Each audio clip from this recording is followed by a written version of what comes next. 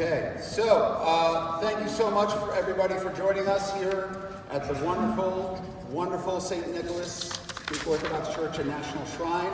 For those of you who don't know, my name is Mike Bordenthal. I'm the president of the Guides Association of New York City. Happy holidays to everybody. What a wonderful, appropriate space for this time of year. We're thrilled to be here. So before we get started, just a couple of quick rules of the road. So you are either wearing a colored badge or a red badge. If you have a colored badge, you are a GANYC member, green or blue, and you can ask questions and make comments at the meeting as time allows. If you have a red badge, you are a visitor. We love having you here, but our bylaws say that you can't actually address the meeting in any way, shape, or form, but if you have questions after the meeting, you can come see me, any of our wonderful board members, or any GANYC member at all. We'd love to talk to you after the meeting. The other thing is, if everybody can please silence their cell phones, out of respect for all the people who are going to be talking tonight, that would be great. We do have a couple of changes to the agenda that I want to announce. And if you had downloaded it earlier, you might have seen that Kelly Curtin from NYC-TC was supposed to be here. Unfortunately, something came up last minute for Kelly, so she's hoping to join us at our January meeting. But we have two additions. We're going to have a committee report from the Multilingual Committee, which is not on the agenda. And then under new business, we're also going to have a brief introduction to the World Federation of Tourist Guide Associations, the WFTGA, by our GANYC's former president, Emma Guest-Gonzalez, who is now the area rep for the WFTGA. She was just standing over there before the flag pointed over there. I don't know where she went, but she's here. I saw her. So those are the only two, those are the three changes to our agenda for tonight. Yes, Tony? I see that there's no committee report for membership on there. If they did not submit a report, there's no report. Okay, well, when it comes up, I'd like to say a few words for membership. Okay, that's fine. Thank you. So, okay. With that said, can we have a motion to approve the agenda as amended? Motion approved. Yes. Second? Aye. All in favor? These 2 years, we've had over 300,000 people visit the shrine from all parts of the world, and with your help, hopefully we can double that amount in 2025. St. Nicholas, as many know, was the only house of worship destroyed in 9/11, and we are currently the only house of worship on public land in the United States. As you all well know, the World Trade Center campus is 16 acres. It is part of the Port Authority, the governor of the states of New York and New Jersey. And it was a hardcore battle to get back on the land. Where we were at 155 Cedar Street, where right now there's the first response monument. The governors and the Port Authority at the time wanted to take the land away because they didn't want any church back on this at ground zero. But luckily we fought, and when Governor Cuomo was elected, he signed off on the lease for us to build where we are currently right now, which is on top of the BSC. As everything in the World Trade Center site, we are bomb resistant, which is no other church in this whole country or any religious institution can say. Our concrete is almost twice as much as denser than any concrete in any building in New York City. For instance, a normal building has about 4,000 psi, pounds per square inch of density. We're at 7,000. To put in perspective, the Hoover Dam is at 7,000 pounds per square inch, holding all that water there. Now, Tower 1, we had a lot more money, and we're about 12,000. But that's more of a symbol of the recreated World Trade Center. And as you see here, as many know, that it's designed by the world-renowned architect and designer Santiago Calatrava, who designed and was the architect for the Yachts on the northern side of the World Trade Center. And for Santiago, he took inspiration from two of our great cathedrals of Byzantium, Hagia Sophia in modern-day Istanbul, and Ayasofya. And with Hagia Sophia, just like Hagia Sophia, and the dome that you see above you, are 40 ribs, 40 windows, skylights, mimicking Hagia Sophia.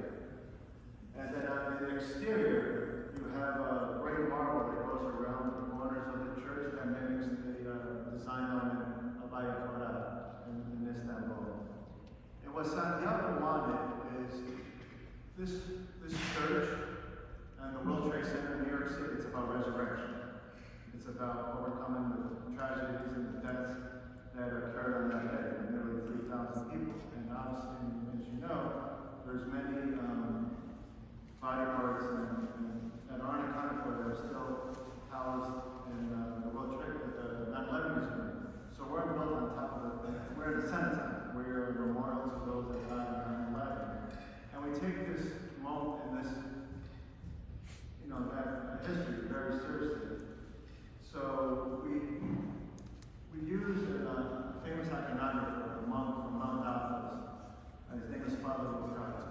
He put together this beautiful iconography that tells the history of not only 9/11 but also St. Nicholas and Christ. And any normal church will have the life cycle of its patron saint, and ours is St. Nicholas. So on the lower level, like you see over there, that's the birth of St. Nicholas. A little bit further is ordination. Here we have some of his miracles, and I would like to point out this one behind you over here. This is St. Nicholas giving a dowry to 3 maidens. Now, we're in the season of Christmas, and that's how the story of Santa Claus started. It started from St. Nicholas. As a patron saint, he used to give out money and help people in his community. So it was in researching St. Nicholas, Washington Irvine, the 12 night before Christmas, it was actually the St. Nicholas poem. That was the original title of that. And St. Nicholas, it started in the connection with New York City, started from the Dutch. All the Dutch ships that came over to the New World, even before it was the New World, had an icon or something of St. Nicholas in every ship that came over. And St. Nicholas, in the old Dutch vernacular, was Santa Claus. So that's how, over time and over the years, St. Nicholas morphed into the Santa Claus that we all know and love. And what I wanted, and also, as I was saying, we have 3 icons that are specific to St. Nicholas, to 9/11, to New York City. The first being this icon that you see above the altar. It's what's called the Black Death. She's the protector of the community of the church. She's in every church, Greek Orthodox church you go to. It's the Virgin Mother with her arms outstretched, with the baby child of Christ in her womb. And here we included New York City as a protector of New York City. And you see obviously certain monuments, Empire State Building, UN, Brooklyn Bridge, Arizona, Ellis Island, Statue of Liberty. You see the Oculus, of course, because Santiago also designed that. The shrine itself, the GANYC Sphere, the First Response Monument, the old firehouse behind us that was unfortunately destroyed on 9/11. And one little thing I'll say is right next to the firehouse is Essex Cafe. And everybody remember down here throughout the years remembers Essex Cafe right up on Everett Street, owned by another group, of course. And John Costello was an integral part to why we're here. Because, as I said, certain governors and leadership in the Port Authority for many years did not want us here. And he was always had the Port Authority come through his diner to eat, and he always talked to them about St. Nicholas. You got to rebuild St. Nicholas. Give it a shot. Please work with the church to reopen. And it was because of him for 5 years that we were not allowed to even talk to the Port Authority. But we talked to them through the care and the generosity of John. So we wanted to honor him and his family here. And Mr. John Fetterman. And yeah, John Veniopoulos, of course. And then we told them never take their money. So he did, and he was very generous about that. The second icon, and this is one of my favorites, and it also replicates an icon in Ayatollah, is the resurrection of right above the Christmas tree on the right. And you see Christ resurrecting Adam and Eve from death, and raised, and he's breaking the chains of death. And you see the broken chains of death there on the ground. And to the right of Christ, right behind Adam, you see King Solomon, King David, and St. John the Baptist, the forerunner. But behind him, which we included, is actually likenesses, pictures of first responders that have died on the first image is of Port Authority Sergeant Kathy Maza. And next to her is FDNY Lieutenant Joe. And to his left, behind Abel, is EMT technician Marino. And then you see two other first responders, FDNY, as well, to honor those brave and to give their last breath and their last measure to help a fellow man. As you know, a famous picture of that FDNY fireman going up the stairs as people are evacuating. And the last one is one above me. St. Nicholas is the patron saint of seafarers. And here we have them helping those that cross the oceans and pulling someone to safety from the water. But this also harks back to the flotilla of boats that evacuated all those that were trapped in lower Manhattan on 9/11. You see them on the left, on the Hudson River. And obviously you see the two burning towers with the old church in the foreground. As I know, part of the presentation is talking about the Syrian Colony that was here. And that's the reason why the Greek communities came here in the first place, is because of Syrian Orthodox. And there was that church, and I don't want to talk too much about that church on Washington Street. So the Greeks that came here felt they had a connection, a kinship to those Syrian Orthodox, so they could serve and celebrate the divine liturgy together. And as the community grew and grew, they bought this simple townhouse over here on 155 Cedar, made it into St. Nicholas as the patron saint of seafarers, because as right across the street were the docks where all the immigrants were coming into from El Salvador to New York City for business party. So that's just a quick synopsis. One last thing I'll say, in case anyone doesn't know, all the white marble you see throughout, inside, outside, on the floor, on the ceiling, on the walls, all this lectern, this throne, is all the Pandelic marble. It's all from Greece. So it's the same marble used in the building of the Parthenon. So we tie our culture, our heritage together here at St. Nicholas, and this is why when Santiago Valderrama said this is the Parthenon of Orthodoxy, he had this in mind. It took us a lot of time to work with the Greek government. They gave us permission, and they actually donated the marble. Not the word to cut it up, but they actually gave us free permission to quarry the marble. And it was been shipped over, and as you see, it's a magnificent craftsmanship, and that's how we wanted to keep this part within our culture, and that's why this is called an Acropolis. An Acropolis is a fortified structure on a hill. We are a fortified structure, as I said, with long resistance, but also we're 25 feet above ground, so we can call this an Acropolis as well. So that's not to keep you too much, but if there's any questions, otherwise I'll lead you to it. Thank you.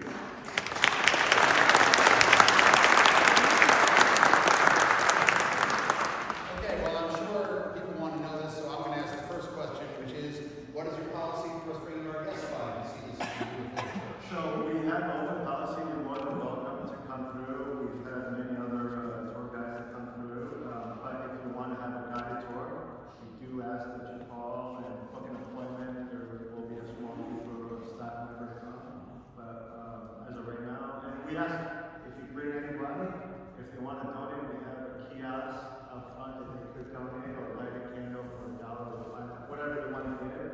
It's a suggested donation as like St. Patrick's Cathedral, but if you want to come, bring them through.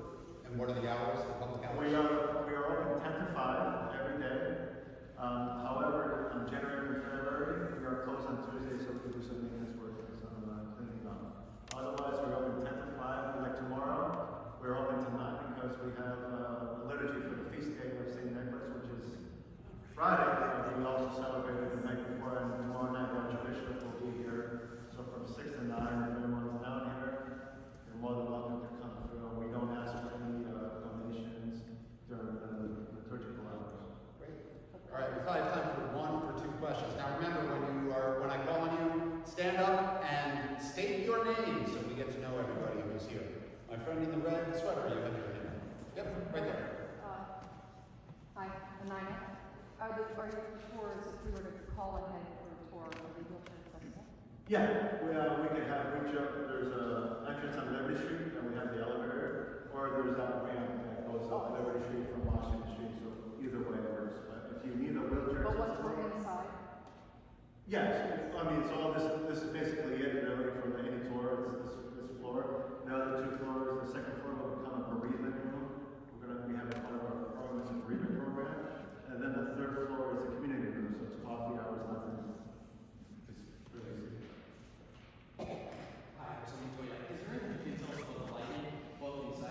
Sure. So Santiago, like I said, he wanted his unique design element was that it glows at night, as you see as you were coming in, and like a candle that we light in the candle rooms, and when we light it, especially on Easter, when we say Christ is risen on Easter at midnight. This is the risen church.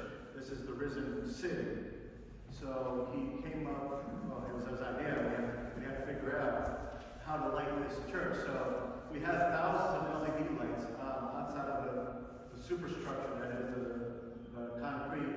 And what's lit up is a thin layer, a translucent slice of the marble, this pandemic marble, 3 millimeters thick, in between two panes of glass. So the lights are underneath that, and when it does, it just automatically turns on. These main walls, north and south, which you're going to touch, if you touch it, is that thin layer of marble, and there's a glass behind that on both sides of here. So you see that they're lit in, and also the skies. So what this allows, also natural light to come through. But then at night, as you can see, it also lights the interior. All right, we have Cindy. Do you have questions? It's just, I'm going to ask you what we discussed. I know you did a lot, which is great. Thank you. Right behind you is the 9/11. Yeah, so right behind it, there were certain artifacts that were found from the old church after they were digging through the hands. You see the bell tower, the bell. You see some of the stories. There was a survivor that heard the bell and the vibration, and she ran towards that noise because she knew that was St. Nicholas, so she ran towards that to safety. There's an icon of the everlasting spring from Turkey that survived, and a couple of candelabras, one which is going to go into the 9/11 museum, and some liturgical books and pieces of gospels that we're going to build a display case to display these in perpetuity. And the QC code, is that? Yeah, and there's a QR code that if you want to walk out, we have an interactive tour to give more knowledge, and narrated by Joe Svehlak. It talks about the history. Great, beautiful videos in there that talks about this whole neighborhood, and it's kind of going through a discussion later.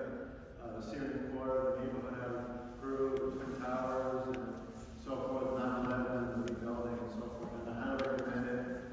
It's a webpage. It's bookmark, and you can have it for as long as you want. We have time for one last question. Mike.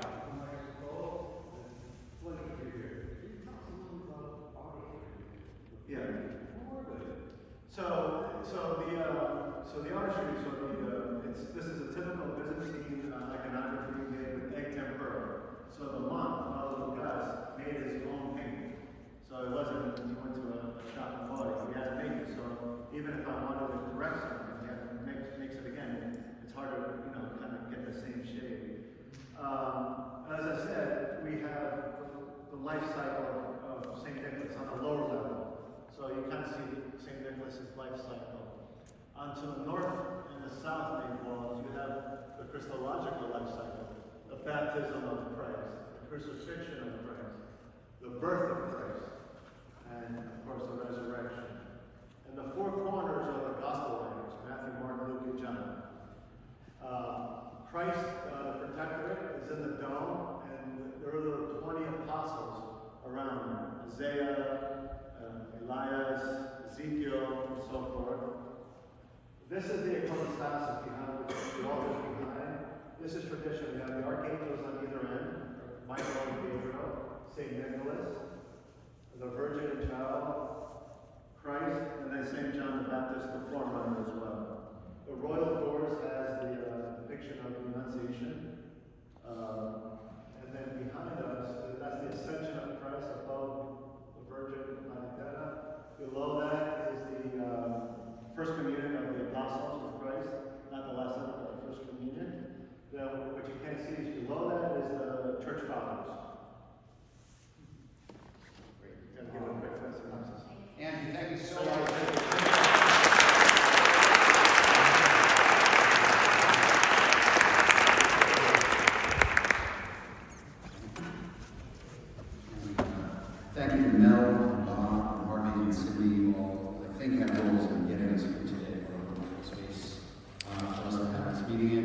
I'm going to try to get through this as quickly as possible because we are running a little bit behind schedule due to technical difficulties. So first things first, I don't want to sound like a broken record, but we are in the middle of a renewal season. So I'm going to do a little public shaming right now. How many of you in this room who are members have renewed your GANYC membership? Okay. All right, so hands down. Those of you who did not put up your hands, what are you waiting for? We need for some checks to clear. That is a good answer. Yes, absolutely. But we are in the process of our renewal season, which runs until the first meeting in January, which is on Wednesday, January 8th. So that is the time between now and then that we have to renew. After that, your membership will be considered lapsed, and we don't want to do that to anybody. So please, please, please renew online, send in checks, talk Sarah, give her cash, whatever you need to do. She probably doesn't want cash, but Honestly, whatever works. I have an envelope. I got you. it is the vast majority of our budget comes from membership dues. So the more people who renew, the more we can offer to our membership. So that's kind of as short and sweet as I can keep it with that. So please, please, please renew as quickly as you can. Next up, I want to talk a little bit about the recently conducted TripCon and Job Fair. First of all, I wanted to give a big shout out to GANYC industry partner Trip School. We partnered with them on their event in November in Dumbo, which was called TripCon, a big tour guide conference and confab, so to speak. It was both for tour guides and over-the-road tour directors. But what GANYC's major role was, and what our partnership with TripCon was on Monday, November 11th, we held the first GANYC job fair that we've had, or New York City tour guide job fair that we've had since before COVID. And it was an absolute smashing success. How many people were there? I see a lot of familiar faces. Yeah, so we had 45-ish companies who were there willing to talk and to various tour guides. Some of them were service providers, but most of them were tour operators. And we had about 175 attendees, both GANYC members and non-GANYC members. And that's something we've traditionally done, which each of the job fairs was invited both GANYC members and non-GANYC members. Non-GANYC members have to pay a higher fee to get in, of course.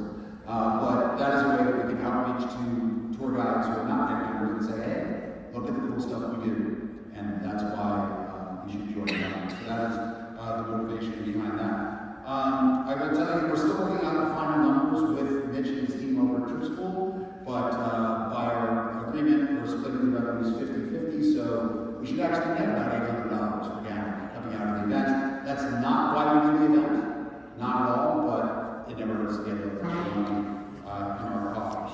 I will say that TripCon this year ran concurrently with a longer-running tourist guide conference at IATDG, International Association of Tour Directors and Guides. I know at least one person in this room was there. Was anybody else out in that group this year? Emma, I know you were there. Great. They're both great events, and the good news is next year they're not running at the exact same time. They're running 1 week apart. TripCon is going to be in Charleston, South Carolina, November 10th to the 13th. And then IATDG is going to be in the Washington, D.C. area, November 17th to the 21st. And I know information has been posted to our Facebook page about, I believe, both, definitely IATDG and TripCon's on the we're getting up there as well. They are offering early bird registration right now. So consider going to one or both. Certainly GANYC will have the same presence that we had at the previous one because it was here in Brooklyn. And I just want to thank Garrett Dennis, Jeremy Wilcox, Catherine Hill, Bob Belber, and Stephanie Simon for helping out on the Monday of the job fair and making the run as smooth as possible.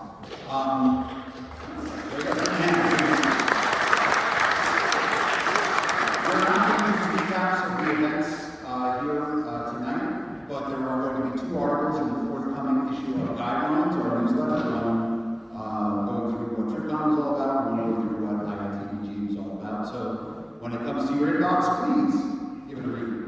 Speaking of conferences, the NFTGA conference, the National Federation of Tourist Guide Associations, our national association. The convention is coming up January 29th to 31st in Philadelphia. And registration is still open. Go to nftga.org if you would like to attend. Registration is open through the end of the year. I mentioned at the last meeting that we awarded 8 stipends to members to attend on GANYC's behalf, but in my haste, I neglected to name who they were, so I want to let you know who they were. By the way, we put this out to all membership to apply. These were the only 8 people to apply for a stipend. So basically, everybody who applied got a stipend to go. Some of these people in the room, some are not, but Jonathan Goldstein, Anita Young, Steve Klopper, Jeremy Wilcox, Jared Goldstein, Eileen Ward, Catherine Hill, and myself. So in exchange for this, we will be reporting back to the membership. This is done as reimbursement, so we don't give out the money first and then someone says, oh, something came up and I couldn't get there, and then we have to try to call that money back. That mistake was made once a long time ago, we learned our lesson, so the money is given out after attendance at the conference and after the report is given to the membership. So just in case you're wondering about that. But the NFTGA is a great event. There will be representatives from tourist guide associations from all across the United States. It's a great networking opportunity, great way to meet tour guides in other parts of the country and also find out how they run their associations and what we can possibly do, learn from them and make GANYC an even better organization than it already is. He's not here tonight. I know he was hoping to be here, but something came up. I do want to just thank Michael Dillinger. Michael Dillinger, the former president of GANYC, he has served for the last 2 years as the president of the NFTGA, and he's done a great job doing that. After you mentioned, a new executive board will be voted on, so that will be the end of Michael's term. You may be counting down the days, but those of you who know probably know. But I will tell you that it's important for GANYC to maintain the presence on the executive board of the NFTGA as our national convention. So I want to thank Gary Dennis, our board member at large, who has stepped up and is running for the position of board member at large for the NFTGA. And Gary will have our full support of the delegates meeting, which takes place down there. So thank you so much, Gary. We appreciate that. And that is pretty much everything that I had to report to you on kind of a quick basis. Before I move on to the next item on the agenda, does anybody have any questions for me? Yes, Cindy. When is the insurance due? Because I wanted to send it together. Okay, good question, and I'm going to turn that over to our secretary, Sarah, who has a little bit more information on it. Do you want the mic, Sarah? Sure. Yeah. We're going to come tomorrow. I think I can do the same one more. So, for everyone who's curious about the insurance, we have been assured that we will be receiving the amount payable for insurance from our NFTGA connection as soon as it is available. So we are in communication, but that's not happening yet. That's going to be happening sometime in January or February, and the insurance will cover you from the beginning of the year as soon as we receive your payment. So please do not wait to hear from us about insurance before you renew, because we will lapse in the meantime and we will be very sad. So that will be happening in a month or 2. Don't worry, you will still be covered from the first of the year, but they will not be taking our money from us to cover that insurance until February. And correct me if I'm wrong, Sarah, but they haven't told us what the amount is going to be yet either, which is what. No, they As haven't. soon as we get that information from our partners at the NFTGA, we will send out email blasts inviting everybody to sign up for the guys' liability insurance. This past year it was 95. It was 105? 105. So generally it's PayPal was 105. 108. Right. We're not expecting a change, but we don't want to take your money until we know. Right. So just to emphasize what Sarah said, don't delay renewing because you cannot sign up for the insurance if you're a lapsed member. You have to be an active member. So I know it might seem like a pain, but if you can submit 2 payments, that would be great. Any other questions for me? Okay. Yes. I can't see who's raising their hand, but we're kind of blocked. Hi, I'm Dennis, division member. So I wanted to ask, say I apply and I do get a stipend, how much is the cost for this excursion? So first of all, the stipends have already been handed out. We are now, there was a deadline of October 31st, so that's why it's important to read all the emails we get from GANYC. We sent out 3 email blasts about this and posted in our membership Facebook page, and made announcements from podiums of all different meetings. So, but everybody, we had a budgeted amount of $3,600 for this, which was part of the budget that you all approved a couple of months ago at the AGM. So we just divided that up by 8, so everybody's getting $450 applied for this stipend. So we will try to continue this at future conventions as well. In 2026, there are a couple coming up, but they're all in our next fiscal year, not this current fiscal year, so that will become forthcoming when we're on the budget for next year. Okay. All right. So, shall we move on? We have a rare treat. We are so lucky. Because introducing our guest speaker tonight is one of our most beloved and longtime members, a man who knows this neighborhood inside and out, and one of our Lee Geller Guiding Spirit Award winners. Can we have a big round of applause for Mr. Geller?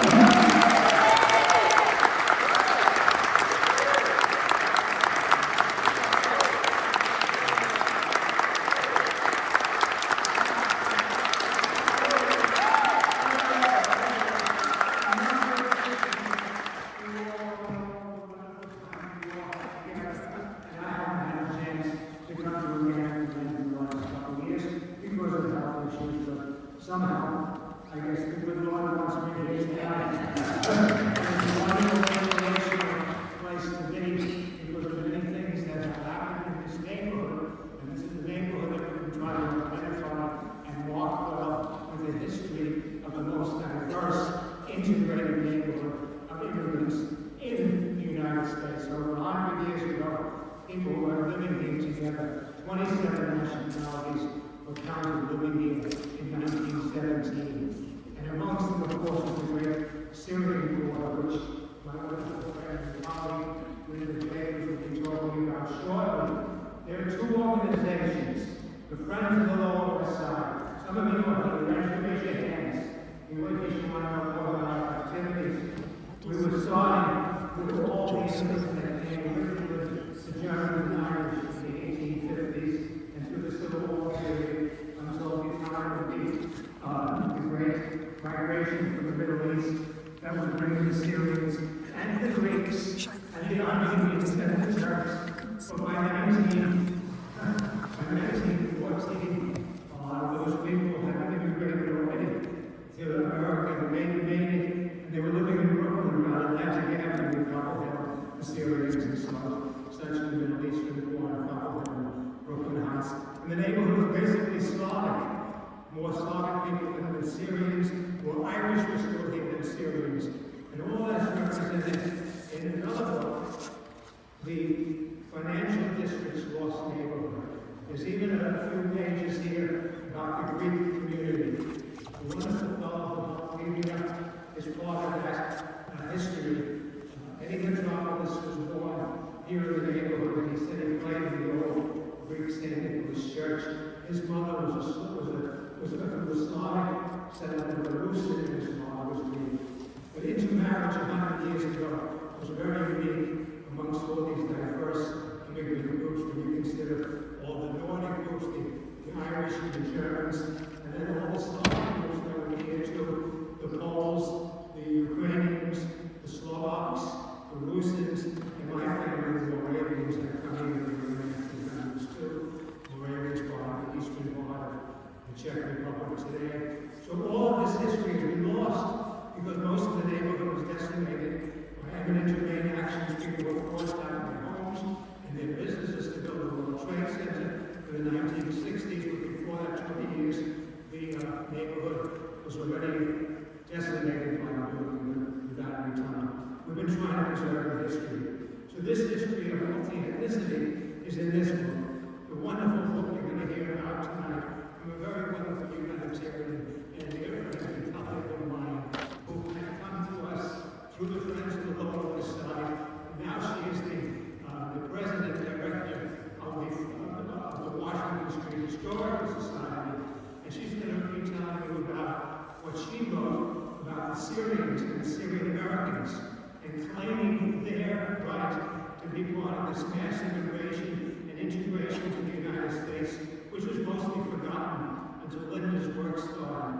She was an anthropologist. She worked in Iran. She also wrote a book about that. And she also wrote 3 books now. The 3rd book has been published about the Syrian Americans. And it's a great pleasure for me to be able to stand here and to tell you that you're going to really enjoy this talk. I've heard it a couple of times, and I can't hear it enough because it's done with such delightful understanding and a depth of humanity about how the people all lived and what they did. And Linda Jacobs was a very good author and preservationist, and she'll fill you in on the Syrian community, which gave this neighborhood the special identity that no other neighborhood had, in addition to what you had from the Nordic and from all the Slavic people that lived here. So I will shut up.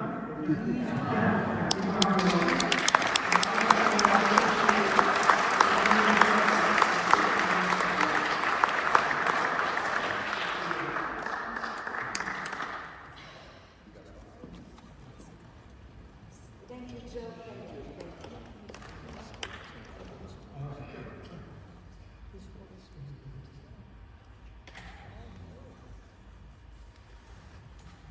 So I'm going to try and talk without the microphone, but if you can't hear me, I will go up there. But I have to run back and forth to my computer to change the slides. So can people hear me in the back? Yes. Oh, you want to do that? That would be great. Yes or no? No. No, okay. So wait, where do you want me to? I have a helper, so So Use the arrow button. Arrow buttons. yeah, exactly. Yeah. Okay, yeah. So thank you, Joe, Don't mess so this up. much. Joe is my mentor, my guide, my model for all of this work that I've done on the Lower West Side, and he has taught me more than any other person in New York about New York. My name is Andrew Jacobs. I'm a second-generation Lebanese American. My grandparents came to the United States in the 19th century and settled on Washington Street. No one talked about it. It was the big secret. No one ever talked about Washington Street. And it was this mystery that started me on the journey to try and figure out what was going on the Lower West Side. All my relatives and everyone I knew of the Lebanese colony talked about Brooklyn and Atlantic Avenue. No one talked about Washington Street. Can you hear me? All these nodding heads, yeah. Okay, scream at me if I forget. Okay. So I began my journey as a genealogist, really talking about, looking at why my grandparents didn't talk about Washington Street, and what was the big secret, and why no one in the Syrian Lebanese community knew anything about the Lower West Side or anything about the colony in the 19th century. And this gave rise to my 3 books, which are standing here. So I will see what happens. Okay, there we go. Okay, so this is the location of the Syrian Colony. This is an 1897 map of the Lower Manhattan. You people all know better than I do Lower Manhattan and all of the ins and outs. But no one knows, very few people know, Joe knows because he's heard this talk so many times, Assad knows. Most people don't know that this was called the Syrian Quarter by American newspapers in the 19th century and up until the building of the Brooklyn Battery Tunnel when things were demolished, when the street was demolished.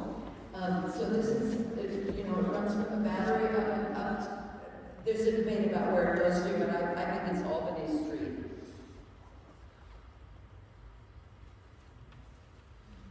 Yes. Is it going to move?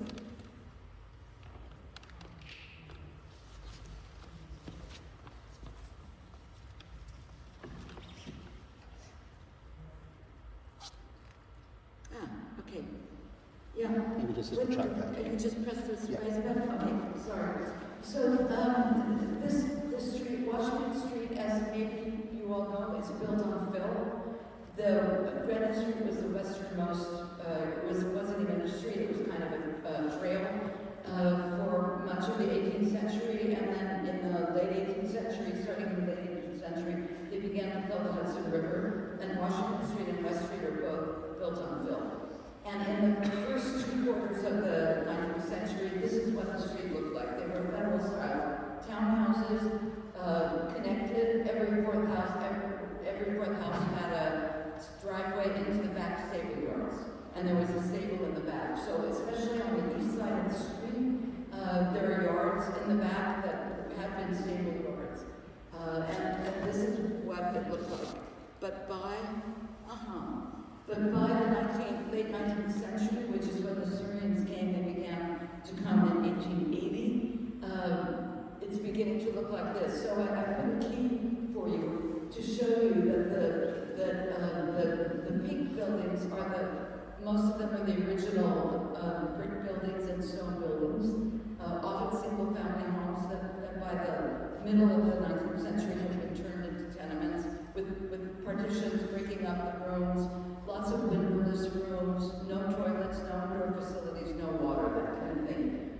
But in addition, a lot of the buildings were torn down as people moved north and the immigrants started coming in the mid-19th century. And by this time, by 1894, when this map was made, the blue buildings are the commercial and warehouse buildings. And you will know how many there have intruded on Washington Street and West Street and Greenwich Street. But most important is this block, which indicates the encroachment of tall buildings. And that had to do with the invention of the elevator in the mid-19th century. And by this time, by 1894, they were ubiquitous, and they allowed for things to be higher than 6 stories. So this is what Lower Manhattan looked like in 1904. And you can see that by 1904, much of the center of Lower Manhattan was already high-rises. And here, first high-rise on Washington Street, which is the White Wall building. And it was completed in 1904 when this etching was made. It stretched from Washington Street to West Street. And this is, let me just go back one, if I can go back one. Yeah. What's interesting about this is that all of West Street, all of Washington Street, and the west side of Greenwich are still low-rise, but everything else has been built up. And the Syrians lived, as I showed you in the first map, on the east side of Washington Street. And here's a contemporary photo from 1904 of the east side of Washington Street. You can see that it's still low-rise on Washington Street, but the encroachment of these taller buildings coming in from the east, and that would be the depth of the street, along with the Brooklyn Battery Tunnel. I want to talk just a little bit about the kind of large installations that the Syrians encountered when they arrived in 1880 and settled down on Washington Street. One was, of course, West Street and the piers. All of you know about this as guides, I'm sure. This was mostly domestic shipping that went out of the Hudson River, and the West Street is the street directly west of Washington Street, and a lot of the buildings on the west side of Washington Street were built through to the shipping lanes on West Street. And this is, if you know this street, you know that B.T. Babbitt soap factory, which took up almost a whole square block of Washington Street, the west side of Washington, and part of the east side. I've got a card down here on the map on the upper left. They were rendering lard for soap 24 hours a day, 7 days a week. And this etching, which is from the 1870s, shows this black smoke being produced continuously. And there were these spontaneous explosions and fires that happened constantly, because there were these open fires that were rendering 500 pounds of lard at a time and going full blast 24 hours a day, 7 days a week. The Syrians who lived across the street and down from this factory talked about how frightening it was when there was an explosion, and they often talked about leaving, but no one did. B.T. Babbitt was a friend of P.T. Barnum, similar marketing approaches, and if you go on eBay and you type in BT Babbitt, you will find thousands and thousands of advertising cards for their soap. He was an international phenomenon, and he was on Washington Street. Oh, sorry, do I know that? And the third installation that was built in 1894 was Grammar School 29, which was at 126 Washington, sort of the northern end of the Syrian colony, and many of the Syrian kids began to study here. And the last, but not least, was the elevated railroad. As you all know, the L originated in Battery Park, and then split after it went through Greenwich Street, split into the 9th Avenue L and the 6th Avenue L. It was noisy, it spilled smoke all the time. People were caught in the doors and on the tracks, and often were killed by the elevated railroad. And the picture on the right, which is late, but it's very telling, I think, it's the south end of Greenwich Street, and the L casts this, shadow. That everything's in darkness. Everything is in darkness. But the Syrians did use the L to go uptown and sell their goods. So they were consumers of the elevated railroad. This is the only photograph that exists of Middle Eastern immigrants coming into Ellis Island in this dates from 1902.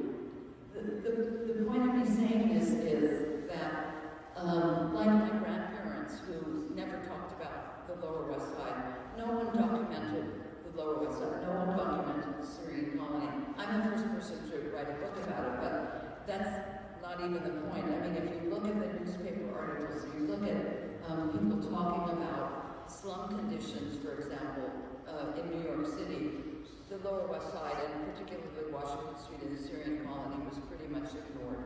The only time people talked about it was in an exotic sense, that they were from the Holy Land and they were selling these exotic Holy Land. And so to have a photograph of people from the Middle East coming into Ellis Island is really quite something. And you can see they still have their numbers hanging from their buttons. So these are the numbers that distinguished them when they were going through immigration. These particular Middle Easterners are from Egypt. You could tell by what they were wearing. But there was a big Syrian colony in Egypt at the time, so some number of these people could be actually Syrians, even though they were arriving from Egypt. And this is a map that I made of the Syrian residences on Washington Street in 1890, and those in 1900. As you all probably know, or some of you know, the 1890 federal census was burned in fire. And so it doesn't exist. And there are fragments left, but not very many. And so the data for the Syrians in 1890, which would have been the crucial census year for them, is lacking. There is an 1890 police census of New York, but as it happens, because we're in the first ward, which is the earliest ward, it is also fragmentary. Much of the original documentation is gone, so we have really no data for the Syrians in 1890, except what I put together. So this is a little bit misleading because there are probably more Syrians here than shown on the map, but still it was fairly sparse.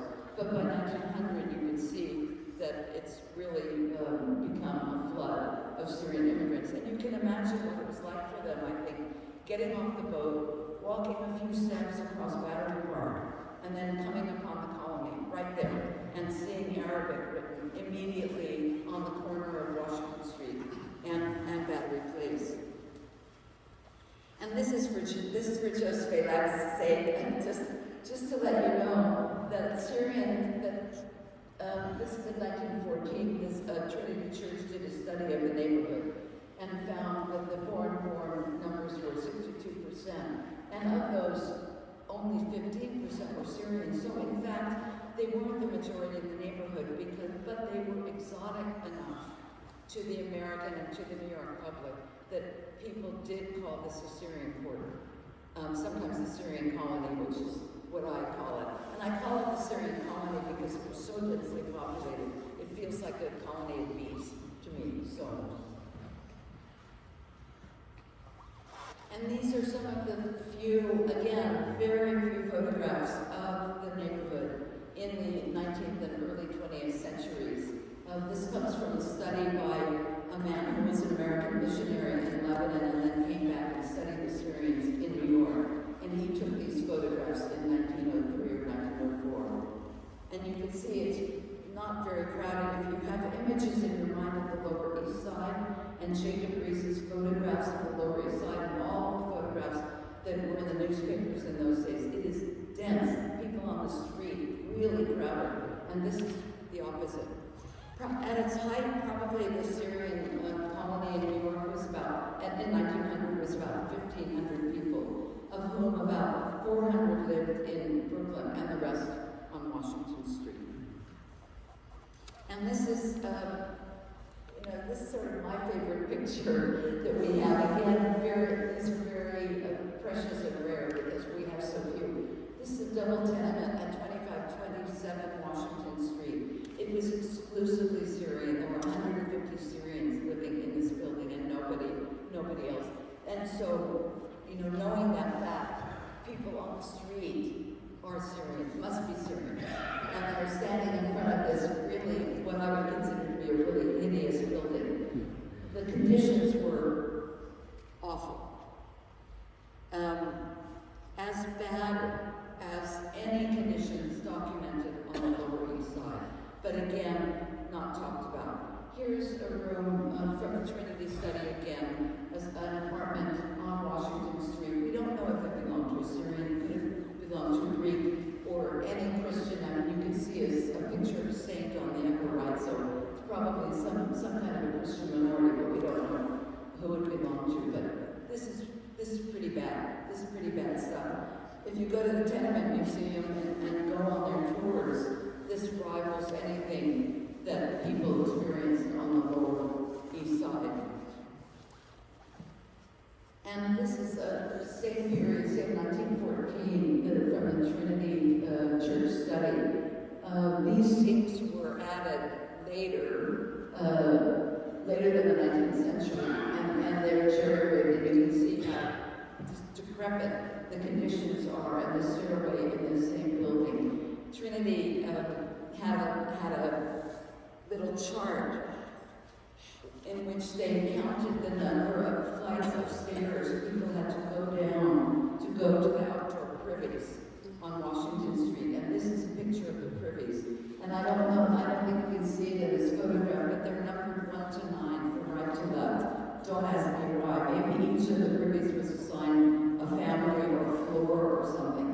And the majority of families were living high up and having to go down 4 or 5 flights of stairs to go to the privy. And of course it was before electricity, so they were carrying candles. It was pretty bad. The infant mortality rate was high. The tuberculosis rate was out of sight. People died like flies. And one of the things that children died of was what they called in those days inanition. I don't know if you knew this word, I did not. It means malnutrition, and that comes from poverty. And one of the big scandals of the 19th century, and it was all over the slums of New York, not just in the Syrian colony, was the adulterated milk that was being sold. So people were adding either chalk to milk to make it go further, or dirty water. And so children were dying crazily, like flies. And the New York Milk Committee, which was a women's committee that set up in the late 19th century and early 20th century, set up a clinic, a health station on Washington Street to try to give out healthy milk, clean milk. But like many of these organizations, they ran out of money after 2 years. They reduced the infant mortality rate significantly, and they ran out of money after 2 years, and the infant mortality rate went right back up because the milk was still adulterated. And you can't imagine how people could do this, but they did. This is the only photograph of Syrians inside a building. And this is by a man named Richard Lawrence, who was an associate of Jacob Rees, who documented the Lower East Side. he was experimenting with flash photography. He called this pistol flash. And you can see by the eyes that people were kind of startled by this flash photography. And these are, you can see that the two on the left are women. And just look at this photograph for a minute. First of all, they're sleeping on the floor. Second of all, they're bundled up like crazy, so it must have been really, really cold where they were. You know, they've got their things over their heads, they've got their blankets, they've got things tied around their neck, and all of their possessions, if we look at the top, are in bags on the floor. And this is how the Syrians were living in the 19th and early 20th century. The men on the right, what's interesting about this photograph, again, their eyes are just from the pistol flash, but the man on the right is dressed up in a costume, in a native costume, and he's off to perform somewhere too, because a lot of the Syrians would dress up and act exotic in order to earn a living, and that's what he's on his way to do. This is how they wish they were presented, and this is how they wanted to be presented. This is the Faris Rehani family, and the boy on the left, the young man on the left, is Amin Rehani, who became a very famous poet and very famous writer. At this stage of his life, he was a Shakespearean actor. He was traveling around with a small Shakespearean company, but he came back to be photographed with this family. And this is how a person who's just made it out of the immigrant status into something else presents themselves to the public with a studio photograph like this. How did they make a living? They began as peddlers, most of them, not all, but most. And again, we don't have any photographs of Syrian peddlers. They weren't. This wasn't a proud moment for them. And these are the only three that exist. So the one on the left is Bashar Forsley. He didn't live in New York, but lived in Worcester and Boston, Mass. Was a peddler, and he's holding this wooden box, and it's a notions box. So I see gray hair in this audience, so I'm guessing that most of the people in the audience know what notions are. Yes? Yeah, people are nodding. Okay. My grandfather was a notion salesman, and my mother used to call him a shoelace salesman, because that was one of the notions that he sold. The woman in the middle is said to be a New York peddler. You know, I don't know if I believe it, carrying a basket rather than a notions case. And women peddlers sold things to other women, sold little trinkets, jewelry, Holy Land goods, lace collars and cuffs, sewing equipment, little scissors, that kind of thing. And then the man on the right, again a notions peddler, but he has the box on his back. These boxes often weigh 40 pounds, and a lot of people would have an equally heavy box on the front. So they'd be carrying 80 pounds of goods and walking for miles at a time. But after 3 years, they earned enough to start a business. And these were some of the businesses on Washington Street. This is Maluk and Abusama. They sold Oriental goods, not just to the public, but to other Syrian peddlers. They would supply Syrian peddlers. And John Haddad has this little grocery store in the basement. Because the Washington Street was built on fill, the basement's flooded every time the Hudson River rose. And there's a wonderful, the first novel in English by an Arab-American writer came out in 1911 in New York, and he describes how all of his bedding, all of their clothing, and all of their goods were inundated by water coming up through the floor, because the Hudson River was rising. And this is the New York Times trying out night photography. I love these experiments because it means that sometimes they pay attention to the Syrians in front of 77 Washington Street. And again, not too many women in this picture because they were not on the streets as much as the men. Although, as you saw in that picture, women were peddling, and they were an economic driver for the community. But once they made enough to start their own businesses, they tended to revert to the family, unless they joined a mom and pop shop, which I'll show you in a second. This is just some examples of some of the businesses: a pool room, a coffee house, a fruit vendor, and the Syrian guy selling drinks to children on Washington Street. This was the high-rise of Washington Street. It was 5 stories tall, 6062 Washington, so it was on the west side, and it went through to West Street. And this was, as the guy who wrote the article said, occupied by Syrian firms. It was completely Syrian occupied, and I'll show you just 1 or 2 examples. This is Abdullah and Parson in a cigarette workshop at 40 West Street, 6062 Washington. It was the same building. And you can see that all of the people who are working in the cigarette factory are women. The reason that they're women is twofold. One is because their fingers are smaller, and it was easier for them to roll cigarettes than men. And also, of course, best reason of all, they demanded smaller wages. So they were cheaper to hire. And this is Anton Sedella in the center, and also at 6062 Washington Street. He was much more successful than Barson, who was in the same building.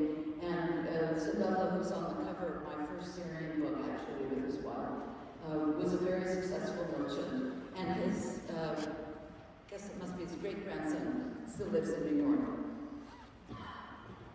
And this is Marriage Brothers and Shovi kimono makers. So I don't know if you've ever seen movies from the 30s and 40s when women get off the stage, they go into the dressing room and they throw on a kimono, and as a dressing gown, as a kind of bathrobe. The Syrians made every kimono in New York in the early 20th century, and you can see why. They don't have any darts. They don't have any sizes. There's no fitting involved, and they can turn them out like crazy. So this is one of the many, many kimono factories that grew up on Washington Street in the early 20th century. This one being in this photograph from 1911. And this is again the Whitehall building, but now they built the annex in the back, which was finished in 1912 on the corner of Washington Street. You can see that Washington Street, the east side, is still low rise, but the tall buildings are encroaching. But in 1904, when the first building was built, Michael Cato, who was a Syrian man, actually kind of relative of mine by marriage, opened a candy store on the corner in the arched windows. The arched windows have been altered since then, so if you go down there now, it's a landmark building, but the arches have been covered over. But he had a candy store there, and because he became relatively wealthy, I'm pretty sure that he was selling liquor illegally, because you cannot make a fortune selling candy. So Michael Cato. And this is an importer, just to show you one of the many importers who were selling goods both to the retail market and also to new immigrants, Syrian immigrants who were coming in and peddling. And this was the second Syrian bank to be founded on Washington Street. The first one out of business in 2 years, but this one survived from the 1890s until the Depression. It went under in the Depression. And Daniel Fowler, who was the founder of the bank, owned that building, and he was the first real estate owner on Washington Street of the Syrians.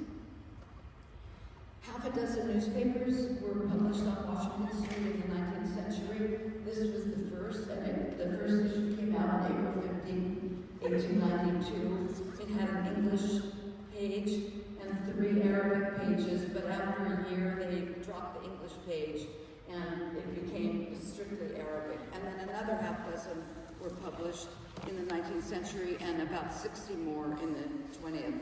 And this is one of the Miranda al-Gharb, which means Mirror of the West, and it was being published and printed at 93 Washington. It wasn't until 1912 that they had an Arabic linotype machine. So all of this type was set by hand. So when you read these newspapers, there are lots of mistakes because people were human. And this is one of the restaurants on Washington Street, the Fala Atta's restaurant. The Fala Atta was a strong man in the circus before he became a restaurateur. on Washington Street. And this is Tana Shashim's restaurant and boarding house at 91 Washington. And this is from the New York Public Library, a menu of one of the Syrian restaurants. And you can see that everything was 15 cents, pretty much. And this is another grocery store. This I wanted to show you because everyone probably knows Sahadi's in Brooklyn. This was Abraham and Zacchaeus Sahadi. They came to the United States in the late 1880s, And Abraham Sahadi was in several businesses before becoming a grocer. And the store in Brooklyn is not his direct line because they have no children, but is his brother's kids who took the name to Brooklyn in the 1940s, I think.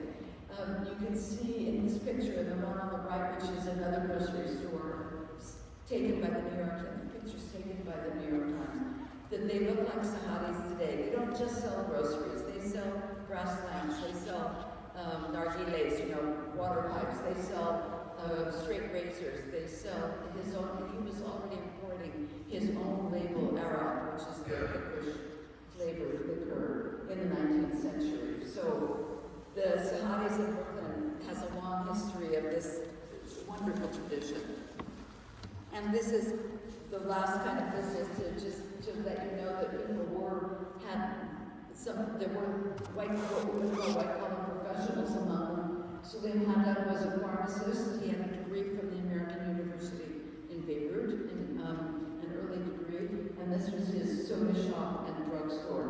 And his brother Amin was a doctor who had a degree, both a PhD and an MD from NYU.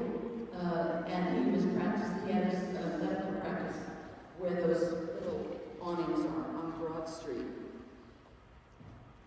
And talking, because we're in this beautiful church, just to let you know that there were 99%, if not 100% of the people who came in the 19th and early 20th century from Greater Syria and what is now Lebanon were Christians, and the four sects were represented.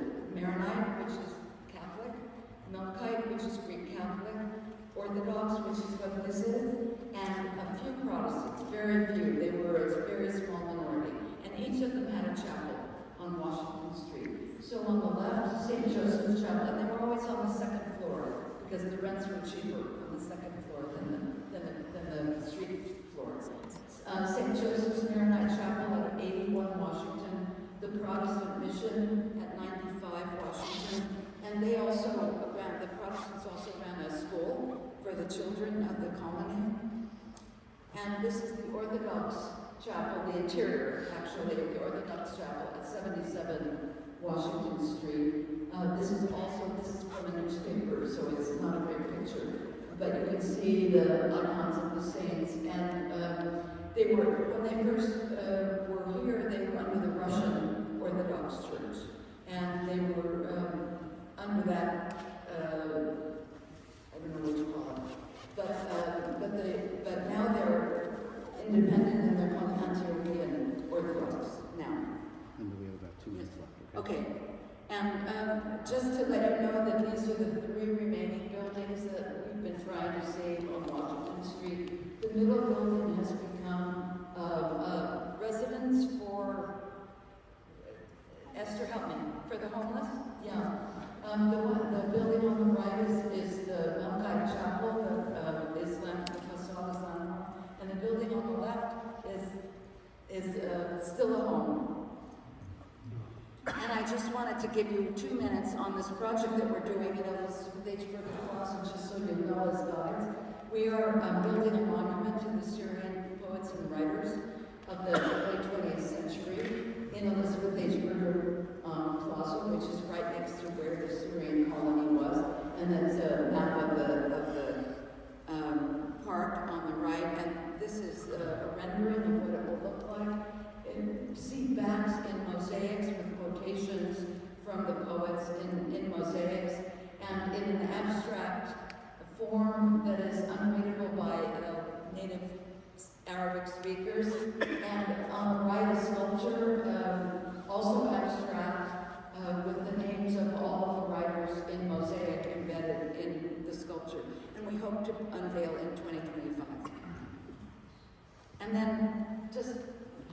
URLs. One is Assad's Little Syrian Tour. He's in the back. Yeah. And he started doing these tours, which have been sold out. There he is, standing up in the back.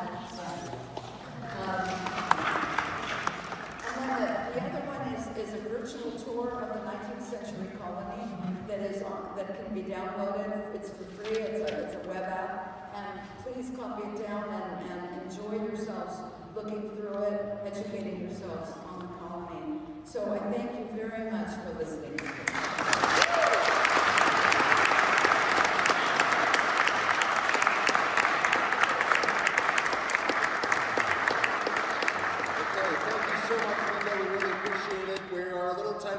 So we have time for 2 questions, if anybody has questions. Yeah, right over here. And remember to identify yourself.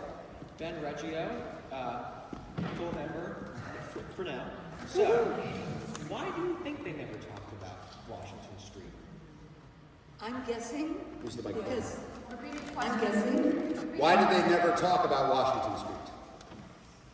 because they were embarrassed. They were poor.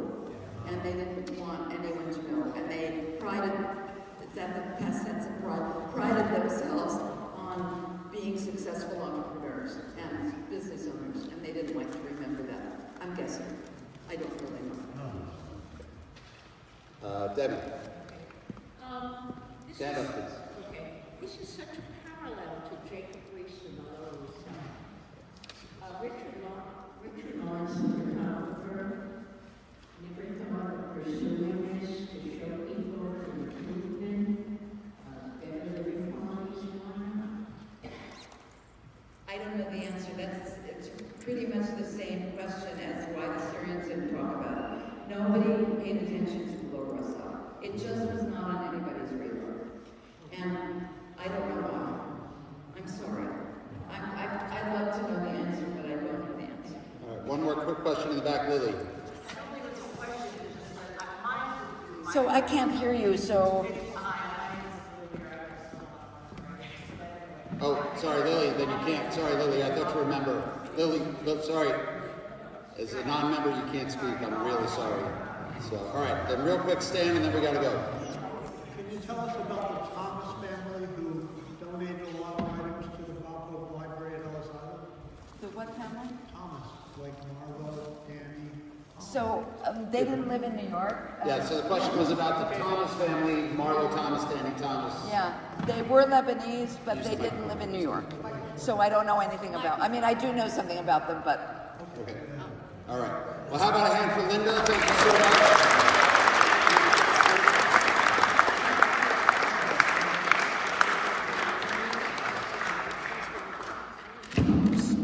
Got it? Okay. We're going to move right into committee reports, my friends. So first up, Sarah Lyons from the Awards Committee. Hi everyone. So the Awards Committee is pleased to announce that our 2024 and 2025 Apple Awards ceremony will be held on Monday, March 3rd at 8 p.m. at Merkin Hall at Kaufman Music Center, just next to Lincoln Center. Those who were with us for the last Apple Awards will remember the venue is gorgeous. We're very excited. We will also have a reception preceding the award ceremony at 6:30 p.m. in the lobby of the same. Our host will be cabaret performer, actor, and comedic pianist Mark Nadler, who you may remember from his star turn as the MC of our 2017 ceremony, and we are pleased to have him back. Tickets will be available down the road, and voting for our award recipients will begin tonight. So check your email tonight or tomorrow to choose your favorite nominees in each of our categories. And if you don't know much about the nominees, hang tight. We have a blog we'll be posting about each of them over the course of the next week. Voting will be open until 11:59 p.m. on December 31st, so you have until the new year. We also want to announce our recipients of our Lee Gelber Award for Guiding Spirit and Lifetime Achievement.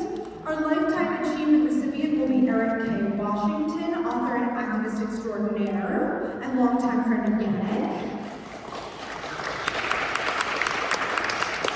And it is my great pleasure to announce that this year's Guiding Spirit is the inimitable Bob Gelber.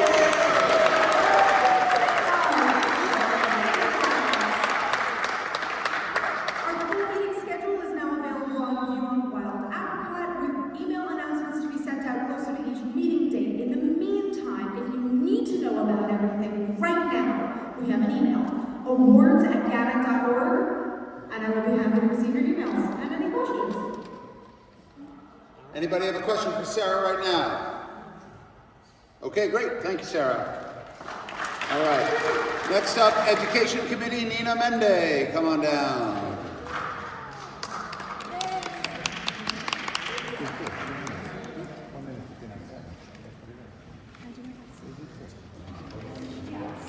Whatever. And look at Gary.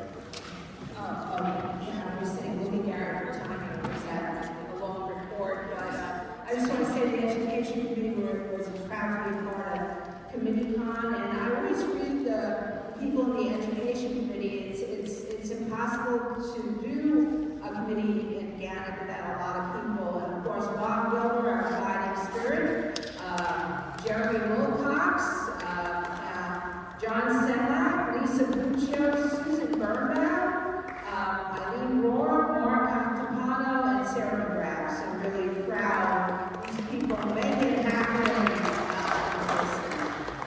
So we always thank people for past tours, so I'll kind of zoom through them, but thanks Mel Wasserman for doing the pre-meeting fan right over there.